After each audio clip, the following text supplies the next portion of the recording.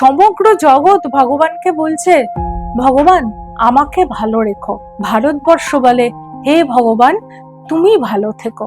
স্বামীজি বলেছিলেন নিবেদিতা কিন্তু এখানে গুরুগিরি করতে আসেনি, সেখানে শিখতে এসছে। একবার দীনেশচন্দ্র সেন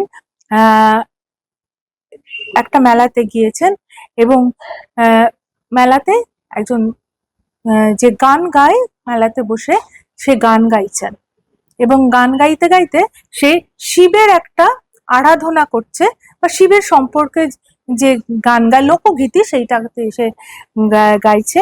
সে বারে বারে বলছে, শিব তুমি নিজেকে একদম বেশি ভালোবাসো না, কারণ দেখো তুমি যদি নিজেকে ভালোবাসতে তাহলে তোমার এরকম বুড়ো ষাঁড় বাহন থাকতো না। আর সকলের দেখো কত সুন্দর সুন্দর বাহন, তোমার কিন্তু ওই বুড়ো ষাঁড়ই জুটেছে, কারণ তুমি তো নিজের দিকে তোমার খেয়াল নেই। তোমার যদি নিজের দিকে খেয়াল থাকতো তাহলে সর্প তোমার ভূষণ হতো না। অন্যান্য দেবতাদের দেখো কত সুন্দর সুন্দর গহনা তারা পরে রয়েছেন, কত বৈদুর্য মণি দিয়ে তাদের অঙ্গ আচ্ছাদিত। তুমি কিন্তু নিজেকে ভালোবাসো না, তোমার শ্মশান বাস, তোমার কোনো বৈকুণ্ঠও নেই, গোকুলও নেই, কিছুই নেই। তিনি বারবার যে শিব বলছেন, শিবকে এরকম করে বলছেন যে তুমি কিন্তু নিজেকে একদমই ভালোবাসো না।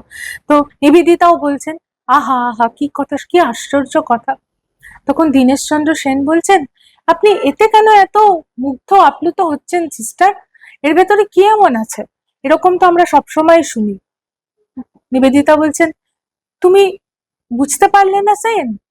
সমগ্র জগৎ ভগবানকে বলছে, ভগবান আমাকে ভালো রেখো।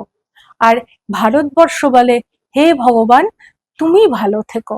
এই যে বারে বারে বলছে, শিব তুমি তো নিজের প্রতি তুমি কিন্তু একটু মনোযোগী নয়, তুমি একটু ভালো থেকো, তুমি একটু ভালো থেকো। এই যে ভালোবাসার যে সুরটি, সেটি একমাত্র ভগবানের সঙ্গে যে এই ভালোবাসার যে সম্পর্ক, এটি কিন্তু ভারতবর্ষই বলে। এটি কিন্তু নিবেদিতা ধরতে পেরেছিলেন। সেই জন্য নিবেদিতা অন্যান্য গবেষকের থেকে কিন্তু আলাদা ছিলেন। স্বামীজি বলেছিলেন তার গুরু ভাইদের, দেখ নিবেদিতা কিন্তু এখানে গুরুগিরি করতে আসেনি, সেখানে শিখতে এসছে।